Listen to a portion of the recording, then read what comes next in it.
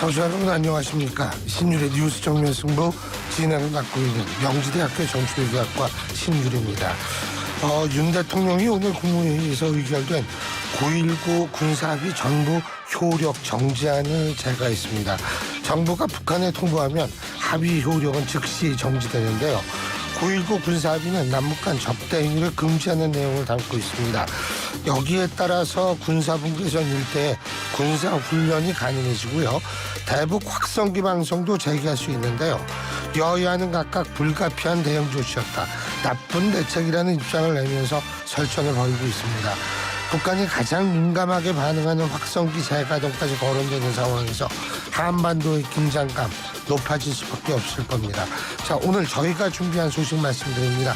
2부에서는 박지원 더불어민주당 의원 연결해서 당내 현안에 대한 입장 들어보고요. 3부에서는 멘토 가라사대 신평 변호사 만나보겠습니다. 4부에서는 정면 마수다 국민의힘 김병민 전 최고위원, 한국정치평론가협회 배종호 회장 두 분과 함께하겠습니다. 6월 4일 화요일 신율의 뉴스 정면 승부 지금부터 시작합니다.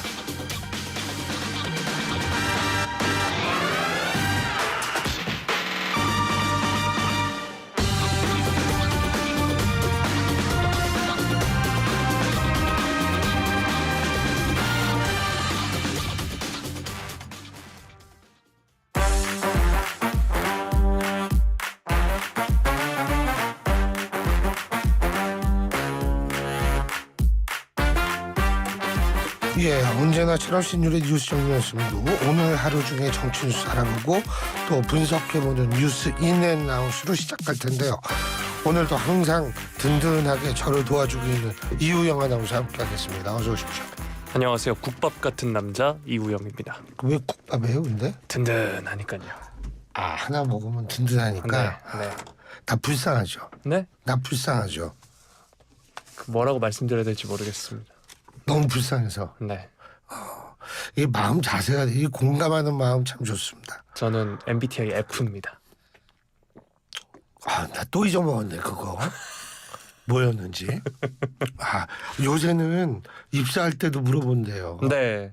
근데 그게 그렇게 과학적인 건가? 저도 잘 모르겠지만 그 민희진 어도어 대표가 얼마 전 인터뷰에서도 그 MBTI를 본인이 직접 언급을 하면서 자기가 그러니까. 저 NTV예요 이러면서 본인의 성격을 설명하기도 했습니다. 아니 근데 그거 맞아요? 글쎄요. 아니 뭐 젊은 사람이니까 많이 뭐 사람 만나고 소개팅하고 그럴 때도 그걸로 맞춰보고 그런다며. 저는 근데 마냥 신뢰하진 않습니다. 너무 사람을 규정짓는 느낌이어서. 아니 그게 뭐 혈액형보다는 정확하겠죠. 아, 그렇죠. 네. 혈액형은 4가지밖에 없는데 그거는 꽤 많을 거래요. 그래도 수년조합하면. 그렇죠. 16개죠. 16개밖에 안 돼요? 네. 다 합해도? 네. 예? 아, 그렇구나. 제일 많은 게 뭐예요? 제일 많은 게 뭔지 모르겠습니다. 난 5%인데 3%라며. 전 10%. 난 5%밖에 없다. 음. 내가 성격이 이상한가 봐. 그래서. 아니 왜냐면 5%밖에 안 되는데. 너무 동감을 많이 하네. 공감을 잘한다고 얘기하셔서 전 공감해드린 것뿐입니다. 아이씨. 아, 여러분, 제가 목 상태가 빨리 좀 정상이 돼야 될 텐데 죄송합니다. 자, 여러분 오늘도 저희 방송에 의견 있으시면 우물정 0945 샵 0945로 문자 보내주십시오. 그러면 제가 여러분의 의견 말씀드리고요. 방송에 충분히 반영하도록 하겠습니다. 짧은 문자 50원, 긴 문자 100원의 유료 문자임을 말씀을 드립니다. 자, 오늘 어떤 얘기 해볼까요? 네, 9.19 군사합의 전체 효력 정지 관련 소식부터 다뤄보도록 하겠습니다. 정부가 오늘 한덕수 국무총리 주재로 국무회의를 열었습니다. 여기서 9.19 군사합의 전체의 효력을 정지하는 안건을 상정 심의 의결했는데요. 9.19 군사합의 2018년 9월 19일 문재인 전 대통령과 김정은 북한 국무위원장 간 회담에서 채택한 9월 평양 공동선언의 부속 합의입니다. 남북 간 적대 행위를 금지하는 내용을 담고 있는데요. 이미 사실 북한은 9.19 군사합의를 여러 차례 위반하고 도발을 지속해왔고 지난해 11월에는 결국 합의 전면 파기를 선언한 바 있습니다. 이에 따라 우리 정부도 같은 달에 군사합의 효력을 일부 정지하기도 했었는데요. 정부가 최근 북한의 오물풍선 살포 또 GPS 전파 교란 등 다각적 도발에 대한 맞대응으로 대북 확성기 재개를 검토하기로 했다는 소식 어제도 전해드렸는데 어제 김태우 국가안전보장회의 사무처장 주재로 NSC 실무조정회의를 열었습니다. 남북 간 상호 신뢰가 회복될 때까지 9.19 군사합의 전체 효력을 정지하는 안건을 오늘 국무회의에 상정하기로 했다라고 밝힌 바 있는데요. 이로 인해서 이제 정부 의결이 됨으로써 확성기 방송 등 대북 심리전, 군사 분계선 일대 군사훈련, 북한의 도발에 대한 즉각적인 조치가 가능해집니다. 네, 이 정부와 군 당국이 대북 심리전 수단인 최전방 확성기를 재개를 할 경우 고정식보다는 이동식 장비를 우선 가동할 것으로 보이고 있는데요. 이동식 확성기는 도로가 연결된 곳이면 즉각 이동해서 운용할 수 있다라고 합니다. 합참 공보실장은 군사합의 효력이 정지되면 작전의 융통성이 생겨서 우리 군이 할 수 있는 것들이 늘어난다. 이는 많은 부분 북한에 달려 있다라고 말을 했습니다. 자, 9.19 군사합의를 비롯해서 남북 평화부두가 이어졌던 게 어느덧 6년이 흘렀습니다. 결국 전체 효력 정지까지 이어졌는데요. 이 소식 뉴스인 부탁드리겠습니다. 아니, 평소에 좀 길게 하더니 내가 목이 안 좋으니까 일부러 짧게 하는 거죠. 아니요. 그런 것 같아. 야, 참 진짜 공감 잘한다. 아니, 공감을 이용하네 보니까. 아닙니다. 그렇지 않습니다. 네. 아니, 근데요. 이 9.19 군사합의라는 게 많은 군사 전문가들과 안보 전문가들 사이에서는 이게 뭐 평화를 추구하는 뭐 그런 건지 모르겠지만 어쨌든 우리가 상당히 좀 양보를 많이 한 합의다라는 얘기들이 많았어요. 네. 양보를 많이 한 합의라는 그런 분석이 있다라는 것은 결국 뭐를 의미하냐면 이 양보한 만큼 우리가 그만큼 좀 불리해질 수 있는 그런 건데 이것이 효력 정지가 됨으로써 사실은 우리가 할 수 있는 것들이 더 많아진 것은 사실인 것 같아요. 중요한 것은 뭐냐면 지금 예를 들면은 대북 확성기 방송 그런 것이 북한이 두려워한다 안 한다에 대해서 의견이 분분하지만 제가 알기로는 상당히 거기에 대해서 자극적으로 좀 싫어하는 그런 게 있거든요. 그렇기 때문에 뭐 대북 확성기 방송도 그렇고 우리가 이게 남북 휴전선 MDL 5km 플러스 마이너스 5km에서 군사훈련이나 적대 행위를 못하게 돼 있는데 그래서 우리는 뭐 GP 없애는 것도요. 그것도 사실은 좀 GP 없애는 것도 이게 좀 동일하게 몇 개씩 없앤다. 우리는 적고 저쪽이 많으니까 동일한 숫자를 없애게 되면 누가 더 많이 없어져요? 우리가 퍼센테이지는 더 손해죠. 이런 것들이 전부 있었던 것이기 때문에 제가 볼 때에는 이것이 물론 뭐 더 좀 충돌의 위험성이 높아졌다 뭐 이런 얘기를 할 수 있는데 좀 그렇고 한 가지 더 지적하고 싶은 것은 북한은 이미 9.19 군사 합의를 이 폐기를 선언을 했어요. 그러니까 우리만 지킨다고 해봤자 북한은 안 지킬 게 아니 뭐 본인이 이게 폐기 선언을 했으니까 본인들은 지킬 이유가 없다라고 생각하겠죠. 그럼 우리는 폐기 선언을 안 했으니까 지켜야 되고 상대는 안 지켜도 되는 상황이라면 과연 어느 정도 얼마나 그런 상황을 합리적으로 이해할 수 있는 상황이라고 얘기할 수 있는 대한민국 국민이 몇 명이나 될까요? 이런 것도 한 번쯤 생각해 볼 필요가 있다라는 생각이 듭니다. 물론 이번에 효력 정지, 파기는 아닙니다만 효력 정지라는 것이 특히 이 북한의 오물풍선 때문에 이루어진 것 그리고 GPS 교란 때문에 이루어진 것이라고 할 때에는 우리로서는 저는 당연히 할 조치를 했다라고 생각합니다. 네. 자, 다음 소식 살펴보도록 하겠습니다. 이른바 프로젝트 대왕고래 관련 소식인데요. 석유공사가 올해 연말부터 가스와 석유가 대량 매장돼 있을 것으로 추정되는 동해 심해 시추 탐사에 본격 나선다는 소식입니다. 먼저 이 동해 영일만, 포항 앞이죠. 영일만 인근 해역 중에서도 자원이 매장돼 있을 것으로 유력하게 추정되는 구역으로 대왕고래라고 이름 붙인 지역부터 탐사 시추에 나설 예정이라는 소식입니다. 2022년 내부의 광개토 프로젝트 팀을 석유공사가 꾸렸고요. 우리나라 서해, 동해, 남해 등 영해상의 석유와 가스 매장 가능성을 탐사해 왔습니다. 특히 경북 포항 인근의 동해에 집중을 했었는데요. 영일만 인근 해저에 대량의 석유와 가스가 매장되어 있을 가능성을 확인하고 세계적인 심해 탐사 기술 평가 기업인 액트지오에 의뢰해서 자원 매장 유망 구조를 도출해낸 겁니다. 유망 구조를 7개 지역으로 다시 쪼개서 대왕고래, 방어 등의 이름을 붙이기도 했다는데요. 이 지역 중에서도 가장 넓고 자원 매장 가능성이 높은 대왕고래 지역부터 시추 탐사에 나설 예정이라고 합니다. 이를 위해서 석유공사가 최근 이 지역 시추 작업에 참여할 감독관을 선정하는 용역을 발주를 했고요. 시추 감독관은 총 3명으로 일일 시추 작업 혐의와 작업 보고서 작성 보고를 담당한다고 합니다.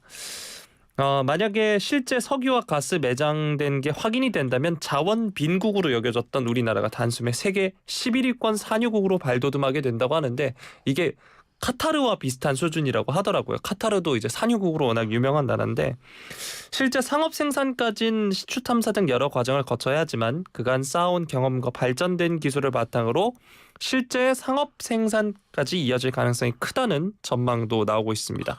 연일 언론에서 이 관련 보도도 나오고 있는데요. 물론 아직까지 우리가 정말로 이른바 산유국이 되기 위해서는 거쳐야 하는 절차도 많습니다. 성공 확률도 20%다 이런 이야기가 있던데 이 소식 어떻게 들으셨나요? 20%는 높대요. 근데 네.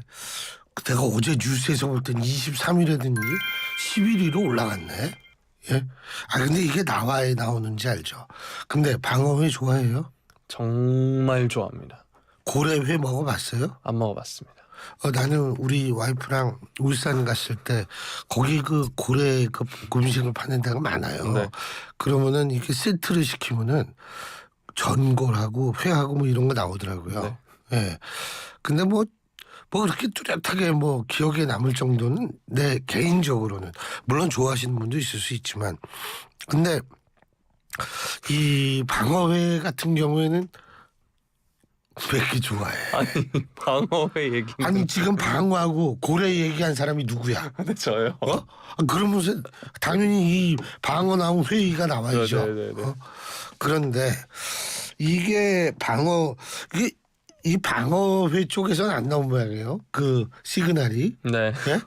고래고기 쪽에서 나온 모양이에요. 아무래도 큰 어종이다 보니까. 큰 어종이다 네. 보니까. 그런데 대방어였어야 하지 않을까. 대방어? 근데 아무리 대방어라 그래도 네. 고래에 비하면 아무것도 아니죠. 그렇죠. 네. 근데 제가 이거 볼 때는 일단은 지금 거쳐야 될 게 한두 개가 아니더라고요. 그리고 성공 확률이 20%라는 게 우리가 예를 들면 시추공을 5개를 하면 그 중에서 반드시 하나 나온다. 이 얘기도 사실은 아니에요. 그거보다도 사실 좀 떨어지는데 그 다른 데 같은 경우에는 한 뭐 16%였다. 그런데 뭐 대박 쳤다 막 이러는데 이게 이렇더라고요. 나도 이 얘기를 들어보니까 시추하는 회사 있잖아요. 시추하는 회사가 이게 다 허탕치다가 뭐 한 10년 만에 하나만 딱 잡잖아요. 그러면 그동안 허탕친 거 다 봉착하고도 남는데요. 근데 그 얘기는 뒤집어서 얘기한다면 그만큼 찾기가 힘들다는 얘기죠. 그렇기 때문에 이거 뭐 진짜 전 있다라고는 보는데 이게 이제 일단은 그러고 심해 1km 밑에 있다며요. 그러면은 이 밑에 조류가 엄청 세대요. 그러니까 이게 시추 20 받기도 굉장히 힘들고 뭐 여러 가지 기술이 필요하기 때문에 제가 볼 때에는 조금 너무 일찍 우리가 막 환호해서는 안 되고 조금 기다려야 하는데 제가 거듭 말씀드리지만 그 정부가 말이에요. 물론 이렇게 희소식은 이 국민들한테 빨리 얘기를 해주는 게 좋지만 하지만은 기대가 크면 실망이 커지죠. 그러니까 조금 좀 구체화가 된 다음에 최소한 올 연말이나 내년 초 정도에 우리가 이렇게 뚫어봤더니 지금은 아직 뚫어본 건 아니잖아요. 우리가 이렇게 해봤더니 여기서 막 콸콸 나오더라. 이렇게 좀 됐으면 좋겠다는 생각이 들어요. 근데 자 이제 약간 소설을 쓰자면 이 노르웨이나 뭐 이런 쪽에서 이제 유전이 나왔을 때 이게 어떻게 되냐면 야 나왔다 이거예요. 그래가지고 돈 막 벌 거 아니에요. 그래서 돈을 펑펑 쓴 거예요. 그래가지고 인플레이션이 일어나가지고 그거 잡느라고 아주 곤혹을 치렀어요. 그 알래스카 같은 경우에는요, 그 국민들한테 그 이재명 대표가 그 제일 선호하는 그 기본소득 알래스카 주는 거 줘요. 근데 그 우리나라 돈으로 하면 1년에 한 1인당 100만 원 정도 주거든요.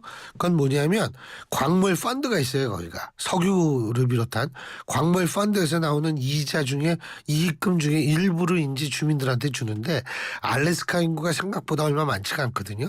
그래서 거기는 줘요. 근데 이런 식으로 막 주기 시작하면 덩치가 우리나라 같이 큰 나라는 인플레이션이 엄청 일어날 거예요.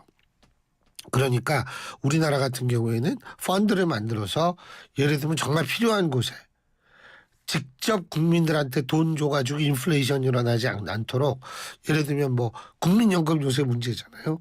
그러니까 국민연금에 있어서의 어떤 그런 데 좀 도와준다든지 이런 식으로 하면은 우리 입장에서 볼 때에는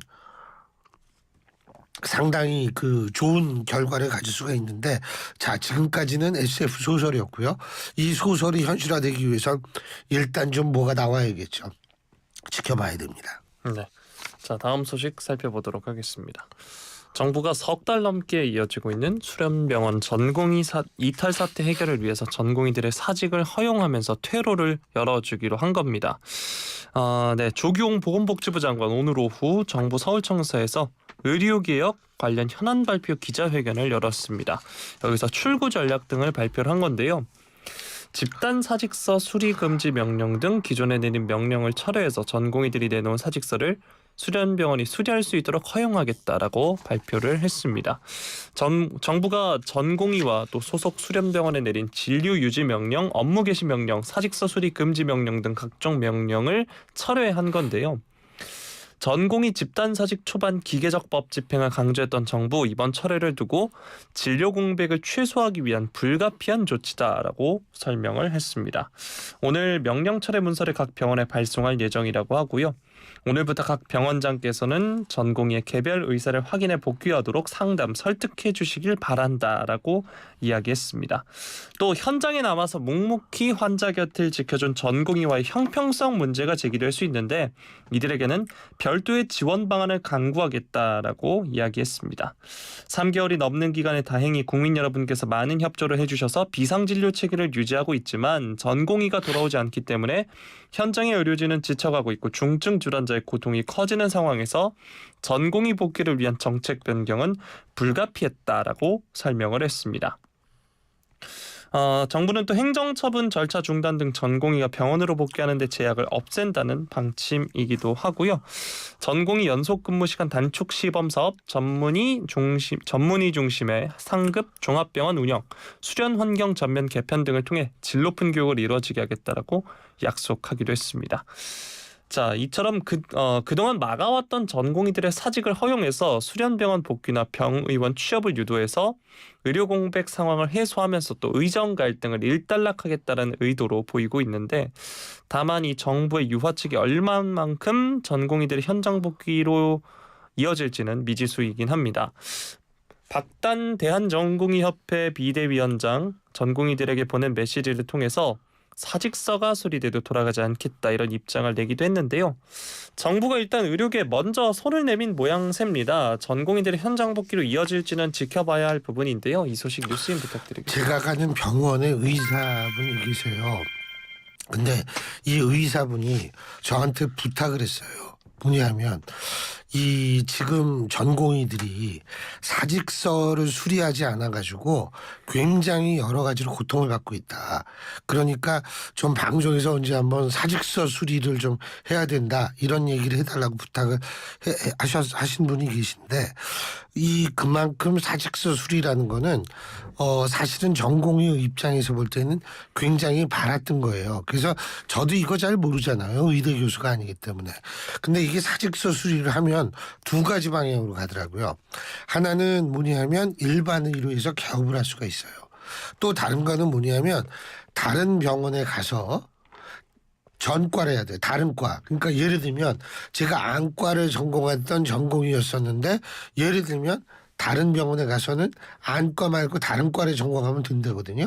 그러니까 전문의가 되는 거죠. 뭐 소아과를 한다든지 이런 식으로 할 수가 있다는 거예요. 그분 말씀으로는.